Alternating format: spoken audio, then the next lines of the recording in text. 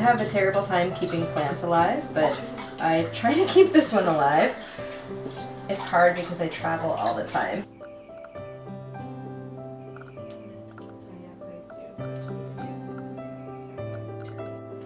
One told me that my ancestors really want me to keep an orchid on this altar, and I can't keep an orchid alive, so instead we have this bromeliad. My name is Amita Swadhin, and in terms of identities, I'm South Asian, Indian American, the daughter of immigrants from India. I'm a genderqueer, queer, non-binary, pansexual femme, and my work in the world is generally raising awareness around the issue of child sexual abuse and centering the leadership of survivors who live at the intersections of multiple oppressions as a strategy to end rape culture and other forms of violence.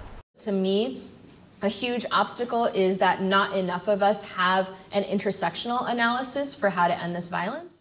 In 2016, I was granted a fellowship to work on a national storytelling and organizing project centering the narratives, healing, and leadership of LGBTQ people of color who were raped or sexually assaulted as children. The broader vision of the project is to then create a training institute to train transgender survivors of color who are traditionally underemployed or unemployed to actually be the experts from the project, going out to then train doctors and social workers and therapists and psychologists and anyone else who's actually working in some capacity with survivors to better understand what's the reality that our collective stories are illuminating.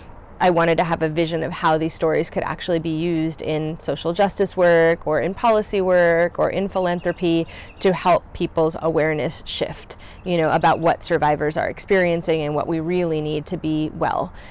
Humans are very much storytelling creatures, and when we study the brain, what we learn is that we're actually all wired to be storytellers and listeners. There's something in our brains called mirror neurons, and they get activated when two people or a circle of people are kind of grounded in the readiness to listen to each other through the act of storytelling. And what that looks like is a release of dopamine and oxytocin, both of which are very, I guess we could think of them as the healing hormones. And so I think about that a lot in terms of my work, the fact that so many survivors of intimate violence and particularly child sexual abuse hold on to our stories. We're very silent as a population in general.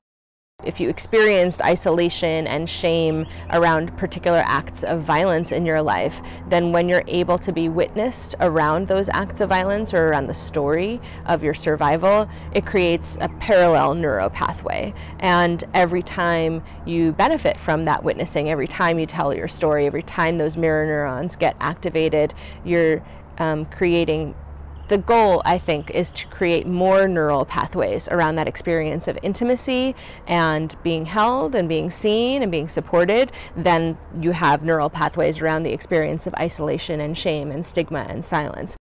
I don't really see the work of storytelling and policy advocacy as distinct.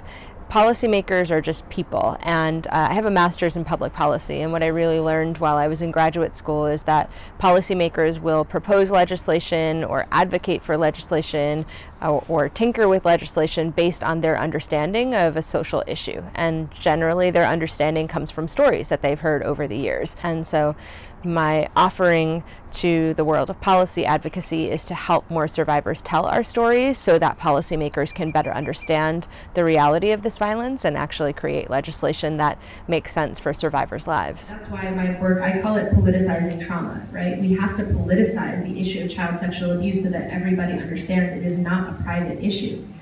It's not going away if I just go to therapy.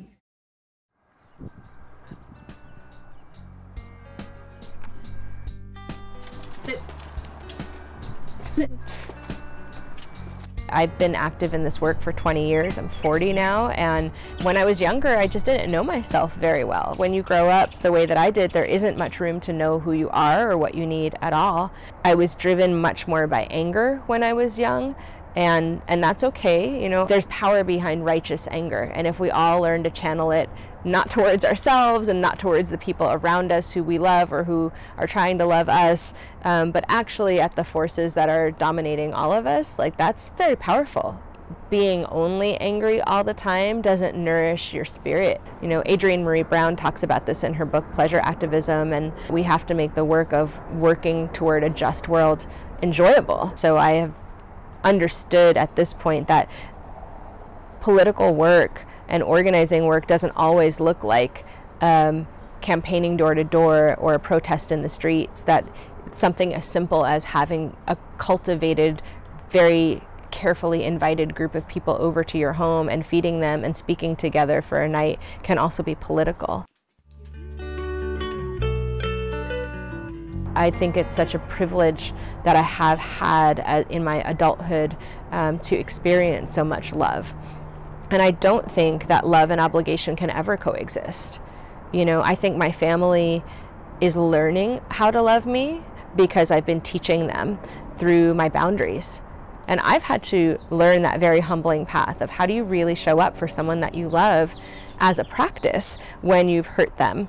And how do you really try to figure out what they need and what does accountability look like for them. I think the word love gets misused a lot in our society and actually gets overused. I think we are told in our society that we have, particularly as Asian American female assigned at birth people, we live in a cultural expectation of obligation before love. Like, I think about this a lot in terms of my female assigned at birth ancestors.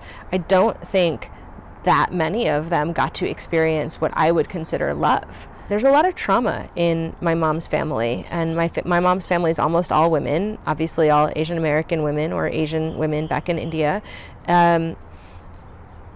Most of them are survivors of different kinds of violence, including sexual violence and a lot of domestic violence. So you can't give what you've never experienced, right? Or at least not easily. Like, you have to learn what love is somewhere along the way. And for me, I've been very blessed to have friendship, platonic friendship, be that place. We have to believe that we can create a world without rape. And we have to understand that that's a long-term fight. Just like I don't hear people saying we're going to end white supremacy right now in this lifetime. People very much seem to understand that that's an intergenerational fight. And it baffles me why we can't wrap our heads, so many people can't wrap their heads around the idea that ending rape culture is the same kind of fight. I do think it's important to know what we're fighting against, but as I get older, I also feel like it's very important to know what we're fighting for.